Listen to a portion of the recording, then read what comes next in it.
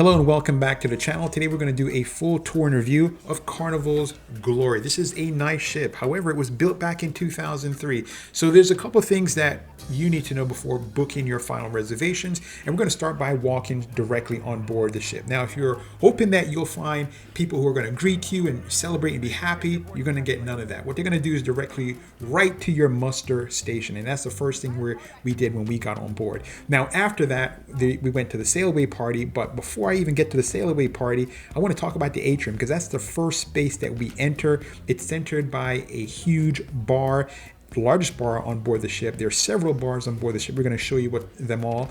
And also, it's a nice open space.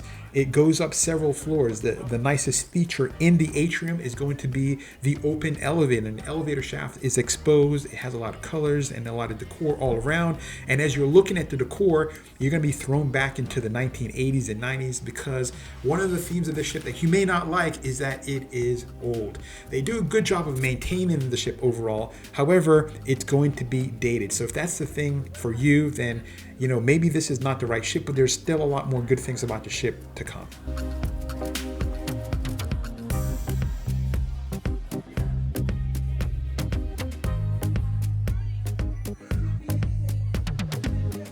Before we get started today, I'm going to give you fair warning that you're probably not going to like what I have to say. And the reason is I'm going to be honest. I'm going to be honest. I'm not paid by Carnival.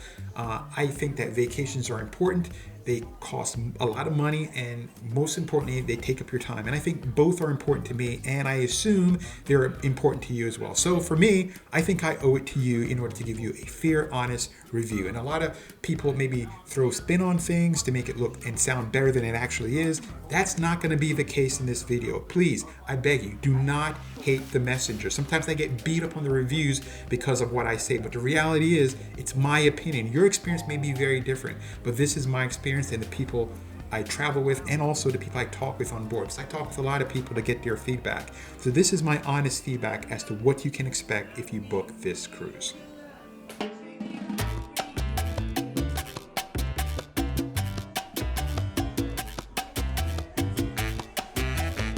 I alluded to the sail away party in the last segment, and we're at the sail away party right now, and this is going to be in the main pool area. One of the things I like and don't like about the pool is that it's a pretty large area. You can get elevated seat and you can look down and see the pool area, but it's not a huge pool. It's a saltwater pool. There's showers around so you can wash yourself off. Lifeguards are always on duty, as well as life vests are available for kids and adults of all ages and size. It's all one big area. However, it is a relatively small pool, but you're going to have a lot of things that you're going to do here that you're going to enjoy because you can really bring everyone together in this open space. And this is where they had the sail away party, and just looking at the images you can see that everyone's having a great time.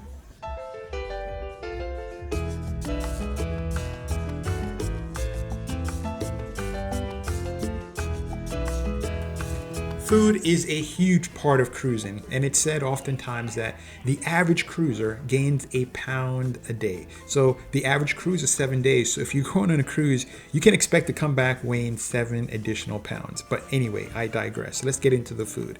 Most of the food is going to be served in the main buffet. And the main buffet is located on one of the upper decks, and it is a relatively nice buffet. I wasn't looking forward to the food on board. Did a lot of reviews before coming on board, and the ship is a dated ship and a lot of the reviews were bad, but the food I thought was one of the better features on board. Now, I grade food in 2 different categories.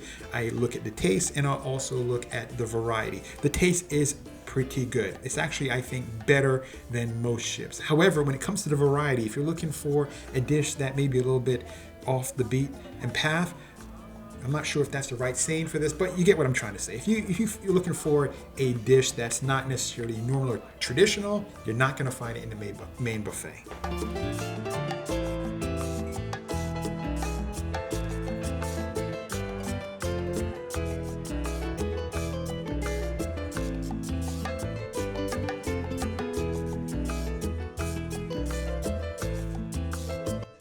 Having said that about the food, there are some main Carnival staples on board. The most popular is going to be Guy's Burger. There's a pizzeria that's open late into the night, and there's the cantina, which serves like food similar to Chipotle's, and all of those are great options, and the food here is wonderful. The only challenge with all of them, except for the cantina place, is that it tends to be a little bit long lines, and that's one of the main problems with the main buffet and food in general on board, especially at the free and included restaurants, is that you're going to find long lines. I never really comment about this, but it was so frustrating having these long lines, and the reason why is because they had the buffet area that was taken up by things that they wanted to sell, like donuts, which nobody bought. There was a sushi place that nobody went to.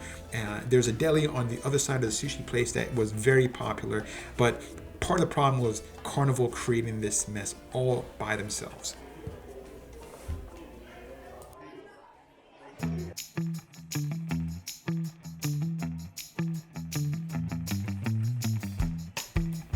One of the staple favorites for any cruiser is going to be the entertainment venue. And the main theater is where you're going to find most of your entertainment. At least once a night, something is going to be in the main auditorium. The auditorium itself is absolutely beautiful. I don't think they touched this when they did the renovations, and no need to, because it's a beautiful space. It's a little dated, but I think there are some places that are dated and they look great, and others that just don't look nice at all. And this is one of these places that really looks nice.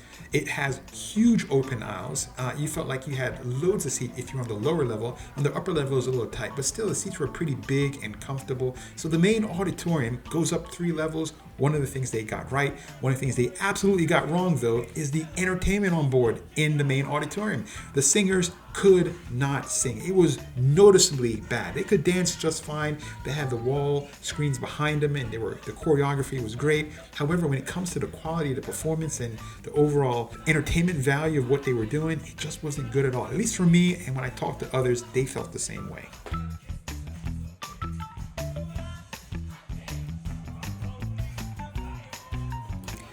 When it comes to other types of entertainment on board, it was kind of like, it wasn't really anything notable. No performance that really blew me away or even was, in middle of the road. It was just kind of underwhelming. And I didn't think there was enough of it. There were definitely places you could have a good time, like the Comedy Club. That was just funny, off the wall funny every night. Cruisers made their own entertainment. Karaoke was great. But when it came to Carnival type performances on board, it was really, in my opinion, not very good.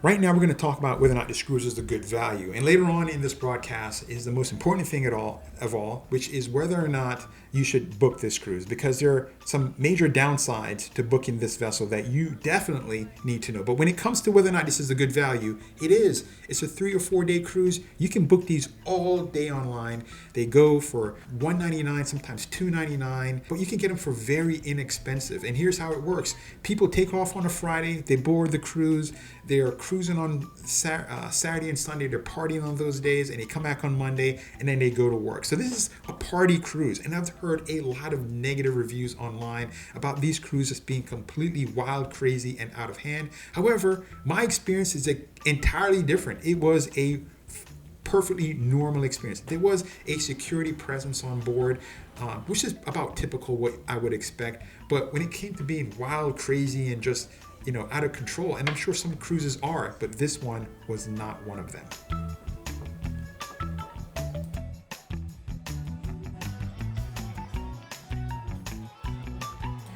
I warned you about this earlier on, and I'm telling you again, I'm going to be brutally honest in this last segment. And sometimes my honesty, quite frankly, is a bit too much. But I think you deserve to know the truth about what you can expect on board, and really, what's the bottom line when it comes to whether or not this is a vessel that you should book. First off, the people on board are absolutely terrific.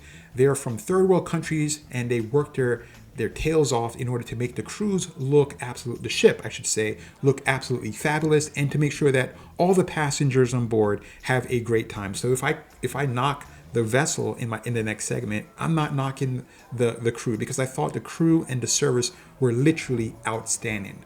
So now without further ado, here's the last and final segment about my final view on what you're going to expect on board this ship.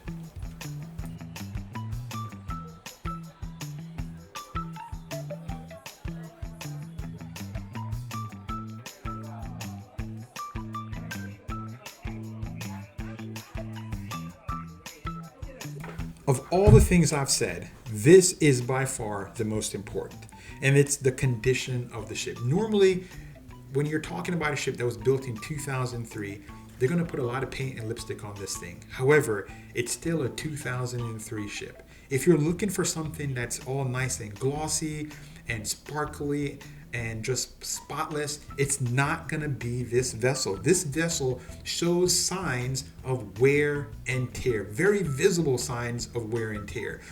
I expect to see most of that in the cabin, but it wasn't in my cabin at all. It was all over the other parts of the ship, the common areas. And also you're going to see the age. We kind of alluded to that when we first talked about the atrium, but it is going to be very dated. I felt it was a cross between Red Lobster and a disco. It was kind of dark and dingy and just kind of like a little creepy at times.